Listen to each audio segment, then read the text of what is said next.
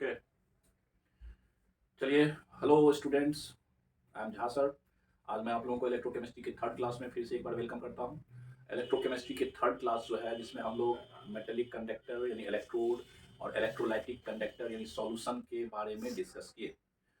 जिसमें हम लोग बताया कि इलेक्ट्रोलाइटिक कंडक्टर जो होता है उसमें क्या क्या खासियत है, इलेक्ट्रोलाइटिक कंडक्टर कितने प्रकार के होते हैं, इलेक्ट्रोड जो मेटेलिक कंडक्टर है वो कितने प्रकार के होते हैं। तो आज हम लोग डिस्कस करेंगे आपके साथ अर्हेनियस का इलेक्ट्रोलाइटिक डिसोसिएशन थ्योरी। अर्हेनियस साहब ने इलेक्ट्रोलाइट के बारे में कुछ इंपॉर्टेंट पॉइंट को बताया, ताकि हम अर्हेनियस की थ्योरी से इलेक्ट्रोलाइटिक सॉल्यूशंस के सारे नेचर प्रॉपर्टीज को जान सकें।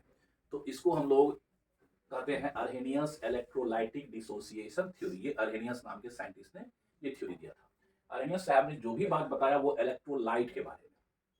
तो सबसे मेन पॉइंट जो इनकी थ्योरी में है अर्हेनियस इलेक्ट्रोलाइटिक डिसोसिएशन थ्योरी, इसका जो मेन पॉइंट है, तो बच्चों आप लोग लिखने के लिए तैयार हो जाइए। Main points Arrhenius electrolytic dissociation theory का सबसे फर्स्ट पॉइंट जो है, ये बात क्या करता है। तो अर्हेनियस का फर्स्ट जो पॉइंट है इलेक्ट्रोलाइटिक डिसोसिएशन, ये करता है कि इलेक्ट्रोलाइट को जब आप वाटर में डालेंगे तो वो आयंस में टूट जाता है, यानी वो आयंस देता है, कैटायन और एनायन। यानी वो पदार्थ जो वाटर में टूट कर आयंस दे उसको इलेक्ट्रोलाइट कहते हैं। तो पहला पॉइंट इन्होंने कहा, नोट कीजिए आप सभी बच्चे, है ना। द सब्सटेंस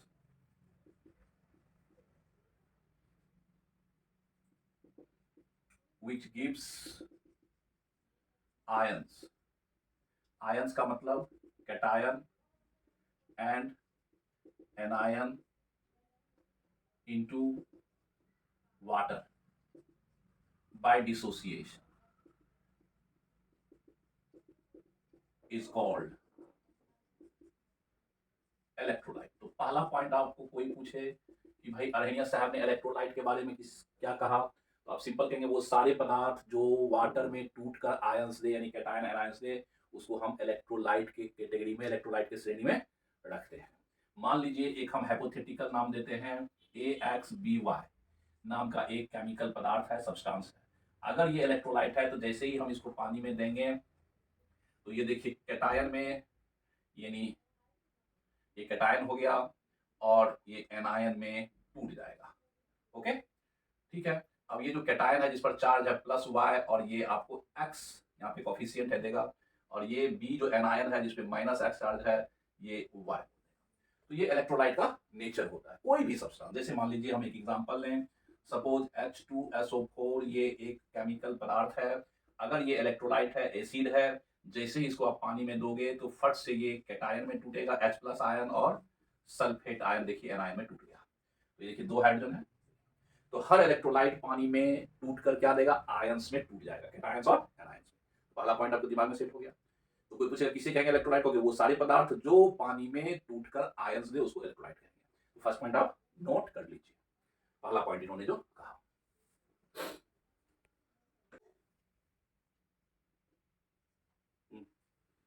दूसरा पॉइंट अर्हेनियस इलेक्ट्रोलाइटिक डिसोसिएशन थ्योरी में क्या करता है कि इलेक्ट्रोलाइट जब सॉल्यूशन में यानी पानी में जाएगा तो आयन में टूट जाएगा, पहला पॉइंट आयन देगा।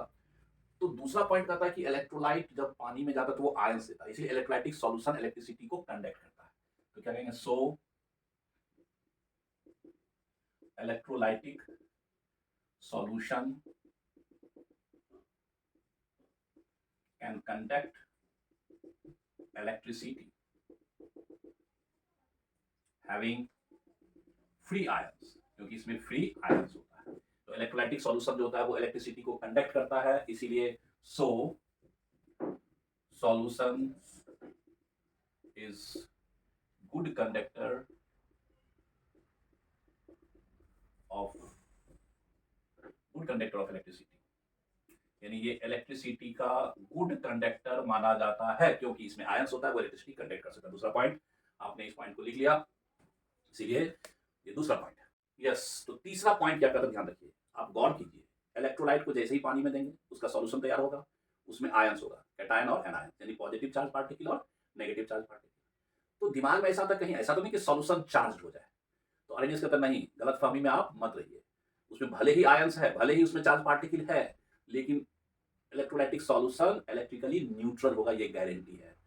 तो हमेशा ध्यान रखिए, इलेक्ट्रोलाइटिक सॉल्यूशन इलेक्ट्रिकली न्यूट्रल होता है भले ही उसमें चार्ज पार्टिकल हो। तो तीसरा पॉइंट जो इन्होंने कहा आर्रेनियस ने, electrolytic solution, electrolytic solution must be electrically neutral, electrically neutral होता है। क्यों भाई?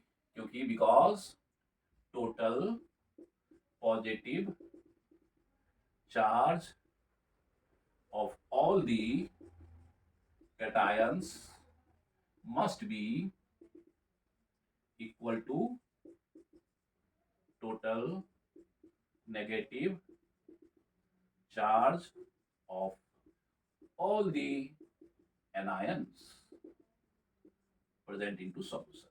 मतलब इनका कहने का मतलब था कि सॉल्यूशन में आयंस है, कैटायंस और एनायंस है। तो कैटायन एनायन के रहने से कहीं आपके दिमाग में ऐसा नहीं गलतफहमी आ जाए कि सॉल्यूशन इलेक्ट्रिकली चार्ज है। नहीं, solution must be electrically neutral. ऐसा इसलिए होता है क्योंकि उसमें टोटल पॉजिटिव चार्ज जितना होता है ऑल कैटायन के कारण, उतना ही नेगेटिव चार्ज होगा टोटल। आयन का बराबर होना जरूरी नहीं है, लेकिन टोटल पॉजिटिव चार्ज नेगेटिव बराबर होगा। जिससे हम इसको समझते हैं, सपोज मान लीजिए एल्युमिनियम सल्फेट नाम का एक आपको इलेक्ट्रोलाइट, ठीक है, फॉर्मूला ये है Al2SO4 3। देखिए इसको जैसे ही पानी में देंगे तो ये कैटायन देगा एल्युमिनियम +3। क्या देगा बच्चों? एल्युमिनियम +3 कैटायन, यानी एक आयन पे 3 प्लस चार्ज है। और सल्फेट देगा एनायन, देखिए सल्फेट है इसमें, और सल्फेट पे आप जानते हैं -2 चार्ज होता है ना। अब देखिए जब ये तोड़ेंगे 1 मोल, तो इसके देखिए कोफिशिएंट 2 है, तो ये टूट कर 2 कैटायन देगा, 2। और एनायन देखिए यहाँ पे सल्फेट के आगे में 3 है, तो ये 3 एनायन देगा। अब थोड़ा गौर कीजिए, एक कैटायन पे +3 चार्ज है, तो 2 कैटायन पे टोटल चार्ज कितना हो गया? +6। एक एनायन पे -2 चार्ज है, तो 3 पे कितना हो गया? देखिए आपको -6।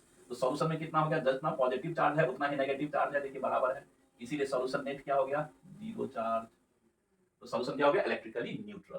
तो इतनी गारंटी है, जितने भी इलेक्ट्रोलाइटिक सॉल्यूशंस होगा सब इलेक्ट्रिकली न्यूट्रल होगा, ये गारंटी है। ये बात किन्होंने कहा? आर्हेनियस ने अपनी थ्योरी में कहा। ओके, तो 3 पॉइंट आपने लिख लिया। फोर्थ पॉइंट पे दिमाग रखिए, गौर कीजिएगा। फोर्थ पॉइंट कहता है कि ये जो इलेक्ट्रोलाइटिक सॉल्यूशन है उसमें फ्री आयंस होता है, लेकिन फ्री आयंस जो होता है उसमें जैसे ही हम इलेक्ट्रिसिटी एंटर करवाएंगे, यानी इलेक्ट्रिक करंट पास करवाएंगे इसमें सॉल्यूशन के अंदर, तो ये जो फ्री आयंस है ये मोशन में आ जाएगा, यानी मोशन में। तो जब हम सॉल्यूशन में इलेक्ट्रिक करंट पास करते हैं इलेक्ट्रोड के द्वारा, तो ions become in motion. Ion क्या होता है? मोशन में आ जाता है, यानी कैटायन मूव करने लगेगा किधर? कैथोड की तरफ, नेगेटिव की तरफ। एनायन मूव करेगा एनोड की तरफ। तो यहाँ पे ध्यान देखिए, है ना, कैटायंस मतलब positive charge move towards cathode plate, and anion जो होता है, and anion negative party, anions towards anode यानी पॉजिटिव प्लेट। व्हेन, कब? When electricity pass into solution. जब हम सॉल्यूशन में इलेक्ट्रिसिटी पास करेंगे, मान लीजिए सपोज दैट ये सॉल्यूशन है, और इस सॉल्यूशन में आप देख लीजिए कि इसमें पॉजिटिव चार्ज कैटायन है और नेगेटिव चार्ज एनायन है, और इसमें हम इलेक्ट्रोड के द्वारा जैसे ही इसमें बैटरी जोड़ देते हैं और इसमें एक को प्लस से एक को माइनस से, तो देखिए ये एनोड हो जाता है जैसा कि पहले ही बताया था, और जिसको माइनस से वो कैथोड हो जाता है। और जैसे ही करंट इसके अंदर पास करेगा, यानी इस एनोड के थ्रू अंदर जाएगा, तो फट से ये जो कैटायन है, देखिए ये कैटायन है, ये किधर मूव करने लगेगा? कैथोड की तरफ। और ये जो एनायन है ये किधर मूव करने लगेगा? एनोड की तरफ। तो हमेशा ध्यान रखिए, सॉल्यूशन में जैसे ही करंट पास करेंगे तो वैसे ही कैटायन मूव करने लगेगा, एक्सेलरेट हो जाएगा किधर? कैथोड की तरफ। एनायन किधर? एनोड की तरफ। ठीक है, तो आप फोर्थ पॉइंट इसका देख लिया। अब देखिए फिफ्थ पॉइंट में 4 पॉइंट बता दिया आपको कि जैसे ही करंट पास करेंगे सॉल्यूशन में, तो कैटायन जो होता है पॉजिटिव चार्ज पार्टिकल वो कैथोड की तरफ मूव करता है, एनायन जो होता है वो एनोड की तरफ मूव करता है, मूव करने लगेगा। अब वैसे भी आप जानते हैं कि ऑपोजिट चार्ज के बीच में अट्रैक्शन होता है, तो कैटायन पॉजिटिव चार्ज होता है तो वो कैथोड पे नेगेटिव प्लेट की तरफ भागेगा, और एनायन जो होता है नेगेटिव चार्ज आयन है तो वो पॉजिटिव एनोड की तरफ भागेगा। लेकिन जैसे ही कैथोड पे जाएगा वो आयन कैटायन, तो वो करेगा क्या कैथोड पे? तो कैथोड पे जाकर के इलेक्ट्रॉन गेन कर लेगा, और एनोड पे जाकर के इलेक्ट्रॉन लूज कर देगा। तो कैथोड पे इलेक्ट्रोलाइट का क्या हो जाएगा? रिडक्शन, और एनोड पे पहुंच के क्या हो जाएगा? ऑक्सीडेशन। तो फिफ्थ पॉइंट क्या कहता है कि oxidation occurs at anode and reduction occurs at cathode.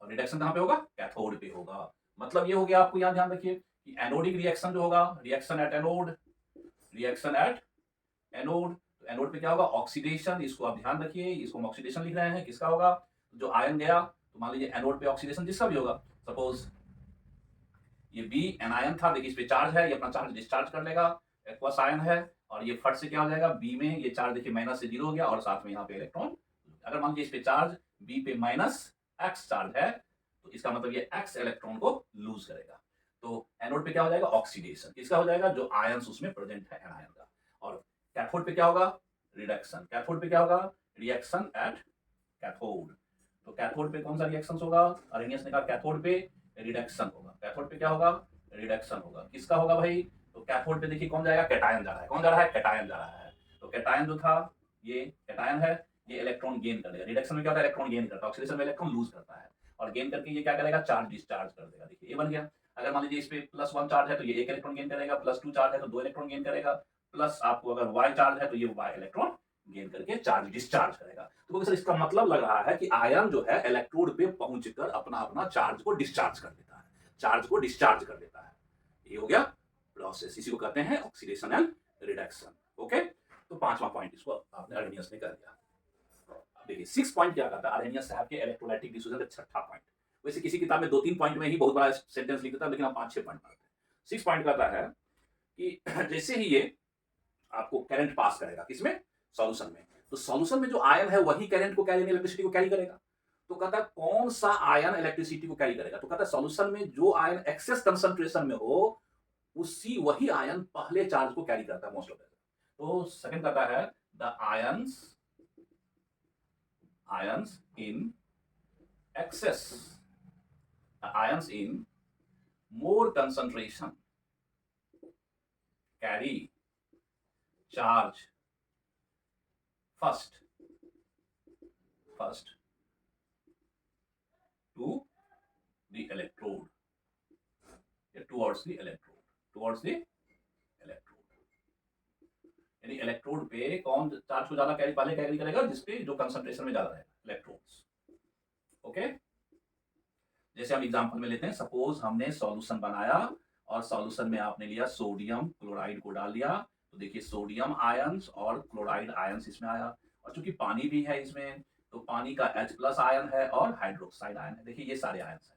अब जैसे इसमें इलेक्ट्रोड डुबा देंगे और ये आपको करंट इसके थ्रू इलेक्ट्रिसिटी इसमें एंटर करना शुरू करेगा, तो सॉल्यूशन में देखिए सोडियम आयन है और H+ आयन है, तो चार्ज कौन कैरी करेगा, सोडियम आयन फर्स्ट कैरी करेगा इसमें, क्योंकि ये ज्यादा कंसंट्रेट, ये स्ट्रॉन्ग इलेक्ट्रोलाइट है, ये वीक इलेक्ट्रोलाइट है, तो ज्यादा सोडियम आयन है, so that's why concentration of sodium ions into solution is much more than concentration of H+ ion, है ना, और कंसंट्रेशन ऑफ क्लोराइड आयन जो है this is much more than concentration of OH ion, क्योंकि ये water से OH आया है, ये वीक है।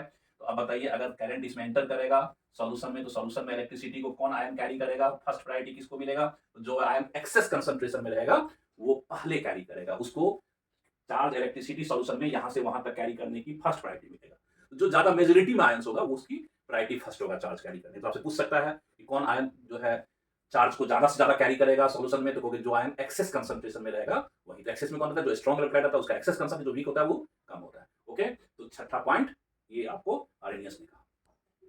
7 पॉइंट कहता है कि जैसे ही हम लोग सॉल्यूशन में इलेक्ट्रिसिटी को एंटर करेंगे, इलेक्ट्रिसिटी को पास करेंगे, सॉल्यूशन में इलेक्ट्रोड के द्वारा पास किया, तो क्या होगा, उसमें जो आयंस है वो मूव करेगा किधर, कैथोड और एनोड की तरफ, कैथोड पे जाकर के क्या होगा, वो अपना चार्ज को डिस्चार्ज करेगा, यानी या तो रिडक्शन करके यानी इलेक्ट्रॉन को गेन करके चार्ज डिस्चार्ज करेगा। ओके, तो कहता है कि यदि सॉल्यूशन में एक से ज्यादा कॉमन आयन हो, यानी कैटायन भी है तो दो दो कैटेगरी का है, एनायन भी है तो दो दो कैटेगरी का है, तो उस केस में कैथोड पे तो सारे कैटायन चला जाएगा, तो कौन सा कैटायन पहले चार्ज को डिस्चार्ज करेगा, फिर समझिए, यदि सॉल्यूशन में कॉमन कैटायन है, जैसे H+ आयन भी है और सोडियम प्लस आयन भी है, दो दो कैटायन है, तो कैथोड पे तो दोनों कैटायन मूव करेगा, लेकिन रिडक्शन में कौन भाग लेगा, तो कहता है जिस इलेक्ट्रोलाइट का डिस्चार्ज पोटेंशियल कम होगा उसका इलेक्ट्रोलाइसिस पहले होगा। तो 7th में आर्हेनियस साहब ने कहा the electrolyte deposited first at electrode having lower discharge potential, lower discharge potential, lower discharge potential यानी वह इलेक्ट्रोलाइट इलेक्ट्रोड पे पहले डिपॉजिट होगा जिसका डिस्चार्ज पोटेंशियल कम होगा। इसका मतलब हमें हर इलेक्ट्रोलाइट का डिस्चार्ज पोटेंशियल का ऑर्डर याद रखना पड़ेगा। तो इलेक्ट्रोलाइट यानी आयन जो चार्ज डिस्चार्ज करेगा वो किस ऑर्डर में? डिस्चार्ज पोटेंशियल के इंक्रीजिंग, यानी कम वाला पहले डिस्चार्ज होगा और ज्यादा वाला बाद में डिस्चार्ज होगा। तो कौन आयन पहले डिपॉजिट होगा इलेक्ट्रोड पे जब करंट पास करेंगे? जिसका डिस्चार्ज पोटेंशियल कम होगा। अब इसका डिस्चार्ज पोटेंशियल क्या है इसको हम लोग आगे पढ़ेंगे। रिडक्शन पोटेंशियल से भी इसको कंपेयर किया जाता है। डिस्चार्ज पोटेंशियल जैसे हम एक एग्जांपल में आपको देते हैं। सपोज आप अगर एग्जांपल देखिए, सपोज हमने एक सॉल्यूशन तैयार कर लिया इलेक्ट्रोलाइट का सॉल्यूशन, क्योंकि उसमें आयंस होता है। अब देखिए इसमें हमने सोडियम क्लोराइड को पानी में डाला, जैसे ही डाला तो सोडियम क्लोराइड किसकी साइड में? सोडियम आयन में, और क्लोराइड आयन में टूट जाएगा। और फिर इसमें पानी है, देखिए पानी भी खुद टूटता है, तो पानी का भी आयन आएगा H+ आयन और हाइड्रोक्साइड आयन। देखिए आ गया कि नहीं आ गया? तो आपको तो लगा कि भाई हमने नमक को पानी में दिया है तो सिर्फ सोडियम और क्लोराइड आयन रहेगा, लेकिन पानी भी इसके साथ थोड़ा टूटता है, तो H+ और OH आयन रहा। आप देखिए जैसे ही हम लोग इसमें इलेक्ट्रोड को डुबा देंगे, ठीक है, इलेक्ट्रोड मान लीजिए आपने डुबा दिया, प्लस माइनस से जोड़ दिया, करंट एंटर करना शुरू कर गया। तो करंट जैसे ही जाएगा तो कैटायन जो है वो कैथोड की तरफ मूव करेगा। देखिए दो कैटायन है, सोडियम भी और H+ भी, दोनों कैटायन है। और क्लोराइड जो है ये एनोड की तरफ मूव करेगा और हाइड्रोक्साइड भी एनोड की तरफ मूव करेगा। तो एनोड पे कौन गया? एनायन। तो एनोड पे होगा क्या? तो एट एनोड हम लोग जानते ही हैं एनोड पे क्या होता है? ऑक्सीडेशन। एनोड पे कौन सा प्रोसेस होता है? ऑक्सीडेशन। तो किसका होगा? तो जिसका डिस्चार्ज पोटेंशियल कम होगा। तो देखिए डिस्चार्ज डीपी मतलब डिस्चार्ज पोटेंशियल किसका भाई? तो discharge potential OH hydroxide ion का ज्यादा होता है और डिस्चार्ज पोटेंशियल क्लोराइड आयन का कम होगा। सर कैसे? तो ये आपको याद रखना पड़ेगा डिस्चार्ज पोटेंशियल का ऑर्डर। तो क्लोराइड आयन का कम होता है, इसीलिए एनोड पे दोनों गया, OH और क्लोराइड आयन दोनों पहुंचा, लेकिन एनोड पे क्लोराइड आयन चार्ज को डिस्चार्ज करेगा, OH नहीं करेगा। क्लोराइड क्या करेगा? देखिए माइनस से फट से इलेक्ट्रॉन को लूज करके, क्योंकि एनोड पे ऑक्सीडेशन होता है, देखिए क्लोरीन Cl2 और ये 2 इलेक्ट्रॉन लूज कर दिया। तो एनोड पे क्या हो गया? पहुंचा OH भी और क्लोराइड भी, लेकिन यहाँ पे क्लोरीन मिलेगा आपको, क्लोरीन गैस। हाइड्रोक्साइड का इलेक्ट्रोलाइसिस नहीं हुआ। तो बताइए किस आयन का इलेक्ट्रोलाइसिस हुआ? जिसका डिस्चार्ज पोटेंशियल कम था। तो अगर सॉल्यूशन में एक से ज्यादा कॉमन आयन है तो इसका मतलब ये नहीं कि करंट पास करने पर सारे आयन उस पर डिपोजिट होने लगेंगे, सिर्फ वही पहले डिपोजिट होगा जिसका डिस्चार्ज पोटेंशियल कम है। इसका फायदा होगा इलेक्ट्रोलाइसिस के मैकेनिज्म में। ये अर्हेनियस साहब ने कहा था कि उसी आयन का इलेक्ट्रोलाइसिस पहले होता है इलेक्ट्रोड पे जिसका डिस्चार्ज पोटेंशियल कम होता है। तो इसीलिए हम लोग क्या देखें कि एनोड पे आपको OH का डिपोजिशन ना होकर के क्लोराइड आयन का हुआ, क्योंकि क्लोराइड का डिस्चार्ज पोटेंशियल कम होता है। ठीक है, ठीक इसी तरह से कैथोड पे, तो कैथोड पे अगर हम लोग देखें एट कैथोड, तो कैथोड पे गया तो दोनों रिडक्शन होगा। कैथोड पे कौन सा रिएक्शन होगा? रिडक्शन। तो कैथोड पे गया कौन सा? कैटायन H+ और सोडियम आयन। तो H+ इलेक्ट्रॉन गेन करेगा या सोडियम आयन गेन करेगा? किसी एक को प्रायोरिटी मिलेगा, फर्स्ट प्रायोरिटी मिलेगा आपको। तो इसमें कहता है डीपी। डीपी मतलब डिस्चार्ज पोटेंशियल किसका? सोडियम आयन का। और डिस्चार्ज पोटेंशियल किसका? H+ आयन का। इसी दो में कंपटीशन है।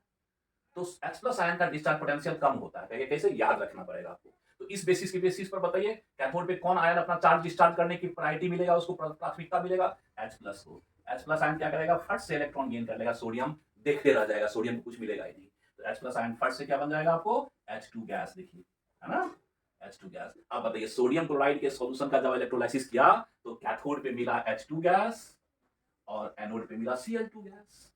तो अगर हम अर्हेनियस साहब की इस थ्योरी को नहीं जानेंगे तो हम लोग जो है इलेक्ट्रोलाइसिस मैकेनिज्म नहीं कर सकते हैं कि सॉल्यूशन में जो आयन है उसमें से किस आयन को फर्स्ट प्रायोरिटी मिलेगा इलेक्ट्रोड पे डिपॉजिट होने के लिए, यानी कैथोड पे इलेक्ट्रॉन गेन करने के लिए और एनोड पे इलेक्ट्रॉन लूज करने के लिए। ये सारा चीज को बोलते हैं प्रायोरिटी इलेक्ट्रोलाइटिक प्रेफरेंशियल थ्योरी। क्या नाम हो गया इसका? Electrolytic preferential theory. मतलब किसको प्राथमिकता मिला करंट पास करने पर। ओके, तो ये जो है 7 इलेक्ट्रोलाइटिक डिसोसिएशन थ्योरी है अर्हेनियस का। 7 पॉइंट आपको बता दिए। तो इसको आपको दिमाग में रखना है, तब आप इलेक्ट्रोलाइसिस कर पाएंगे, अदरवाइज इलेक्ट्रोलाइसिस नहीं कर पाएंगे। तो अर्हेनियस का जो थ्योरी है इलेक्ट्रोलाइटिक डिसोसिएशन थ्योरी, ये बड़ा इंपॉर्टेंट है इलेक्ट्रोकेमिस्ट्री चैप्टर में। ओके, तो अब हम इस थ्योरी को माइंड अप करते हैं, इसके बाद हम लोग